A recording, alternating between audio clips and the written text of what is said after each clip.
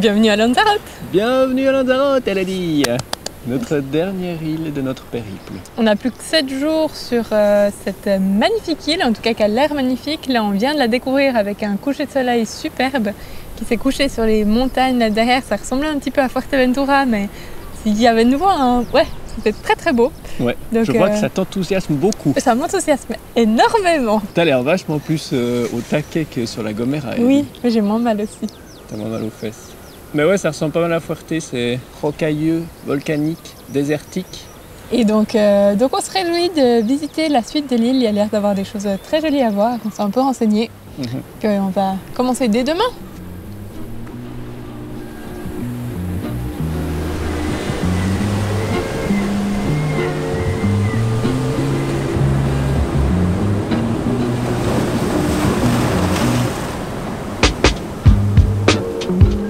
On commence la découverte de l'île de manière plutôt tranquille en allant faire trempette dans des piscines naturelles. Et là, au contraire de celles de La Palma, celles-ci sont complètement naturelles et donc pas du tout aménagées pour la baignade.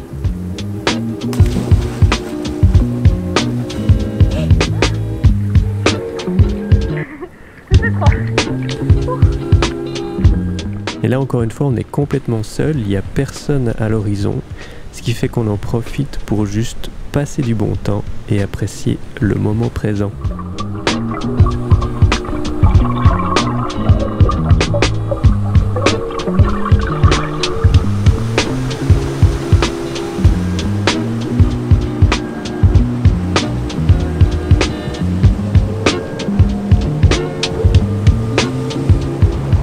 Ils sont trop chou avec leurs petites pattes comme ça. Quand tu les prends, en fait, ils sortent tout doucement, puis il y a les petites pattes qui viennent regarder, genre s'il y a un danger ou pas.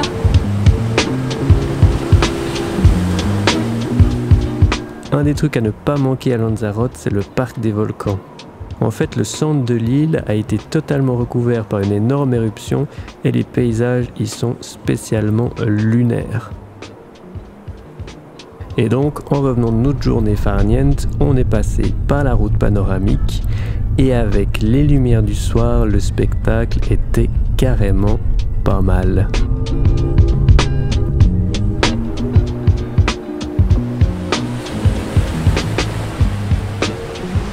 Je pense que Lanzarote, ce sera l'île des couchers de soleil.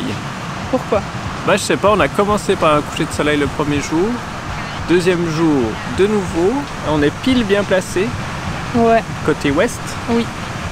Et notre deuxième Airbnb, il sera vraiment aussi pile côté ouest. Et en plus, c'est un coin des surfeurs. Est-ce que tu as choisi les Airbnb en fonction de leur orientation? Non. Non. Jamais.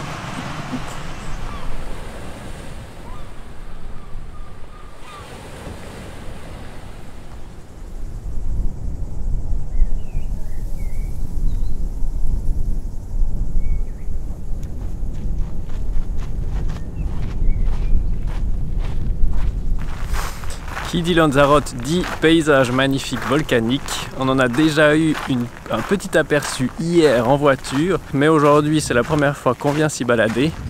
Là on est dans une énorme coulée de lave, une des plus grandes des îles Canaries semblerait, qui a eu lieu dans les années 1730. Et on remarque que la végétation commence à peine de pousser, donc ce qui veut dire que ça fait plus de 250 ans pour cueillir les premiers lichens qui repousse. Et là, on vient d'aller faire une petite trotte dans un cratère. Assez impressionnant de se dire qu'il y avait de la lave et des chaleurs de plus de 1000 degrés là où on a posé les pieds. Donc voilà, toujours impressionnant de voir ce genre de paysage.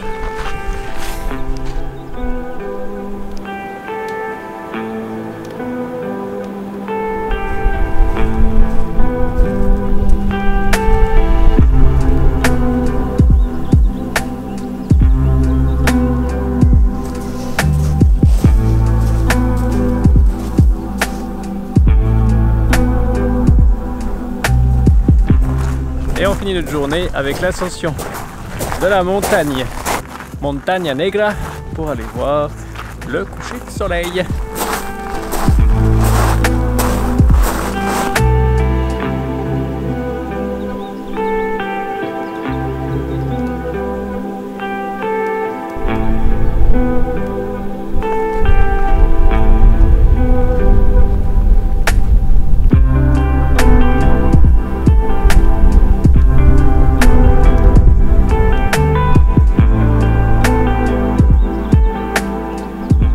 plu ce coucher de soleil? Ça m'a plu ce coucher de soleil.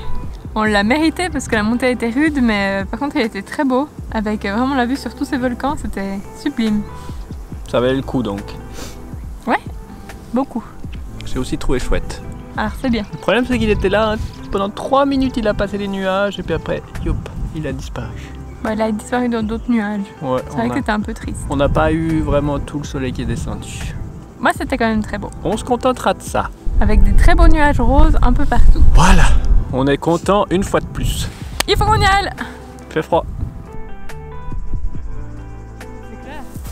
Ouais. 3, 2, 1, 4, go.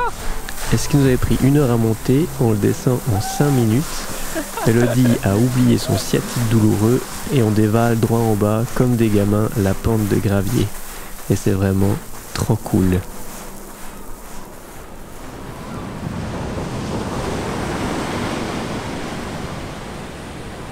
Lanzarote, c'est pas comme la Gomera, il n'y a pas besoin de chercher des plages pendant des jours.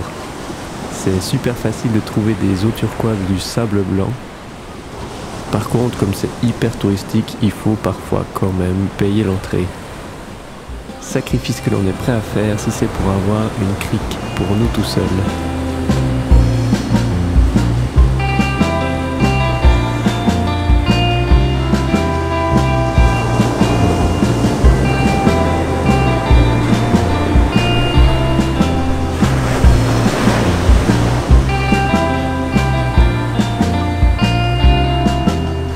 En fait, on fait un peu genre qu'on s'est trouvé notre petite crique personnelle, privée, qu'on a acheté un bout de plage. Mais en fait, pourquoi il n'y a personne? Parce qu'en fait la marée elle est en train de monter puis on va bientôt se faire défoncer nos affaires par l'eau. Je pense qu'il n'y a plus que 3 mètres carrés de plage avant que l'eau elle nous recouvre. Donc ça fait 10 minutes qu'on s'est posé. On a fait nos petits plans genre paradis sur terre, tropique et Maldives. Et puis on va s'en aller dans 2 minutes et demie parce qu'on se sera fait mouiller. Oui, et il y a une grosse vague qui arrive. Ah, vite. Allez, allez, allez.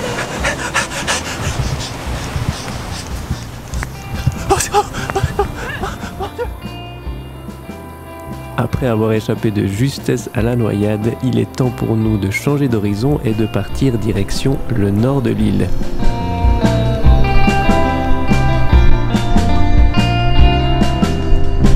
Sur la route, quelques pauses café dans de très jolis villages.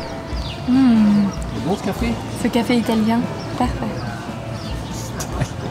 Dans quel pays elle vit? Portugal. Plaisante. Espagnol, mais c'est quand même du café italien. Pourquoi? Je sais pas, il a le goût. C'est marqué sol dessus. Oui, non, c'est la tasse qui est espagnole. Mais le café est italien. Ça, je le reconnais, moi. Et pour finalement arriver à la pointe nord qui nous offre une vue magnifique sur la petite île de la Graciosa.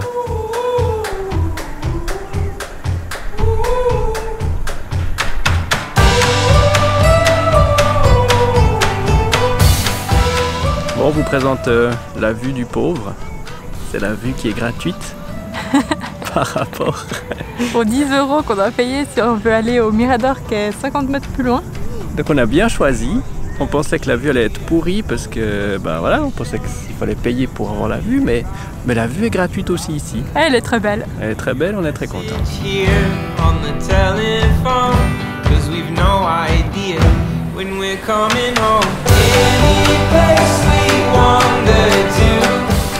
La Santa est notre nouveau sunset spot pour les prochains jours et il s'avère aussi être un lieu bien prisé des surfeurs.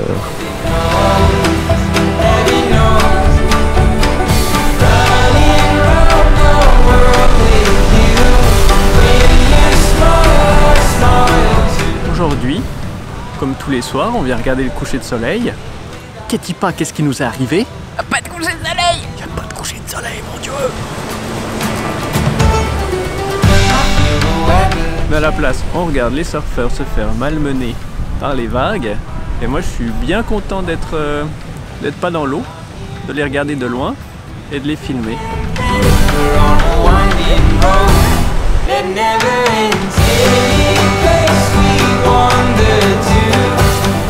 Moi, je pense que je m'échoue sur un rocher. En moins de 47 secondes. Si tu t'exploses. On me revoit plus jamais.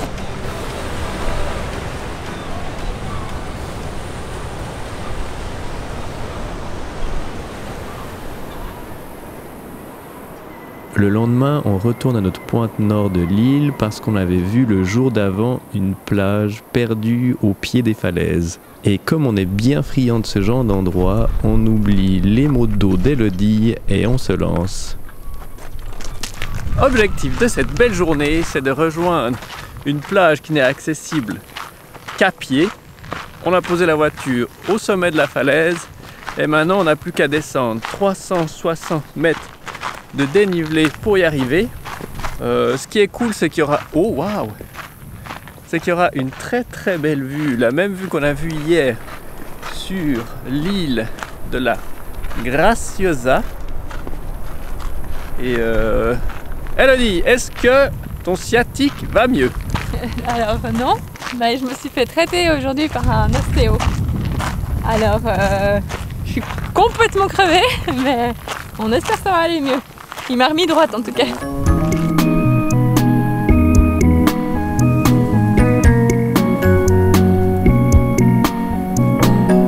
Mais tout ça faudra leur monter, hein.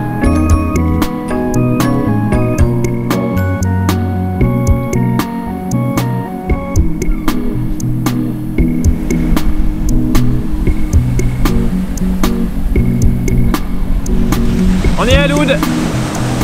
On a atteint la plage perdue. On attend juste quelque chose. C'est l'avenue du soleil. Pour l'instant, il y a du vent et des nuages. Mais ce qu'on n'avait pas anticipé, c'est qu'à cette heure-là, les falaises nous cachaient complètement du moindre rayon de soleil. Et donc, la baignade idyllique s'est transformée en session de lecture bien emmitouflée dans nos doudounes.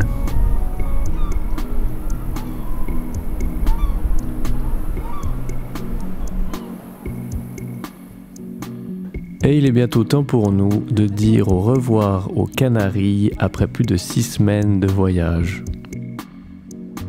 Mais c'est pas totalement terminé pour nous, il nous reste encore une belle plage à découvrir et ensuite il faudra rentrer sur Fuerteventura pour prendre notre avion.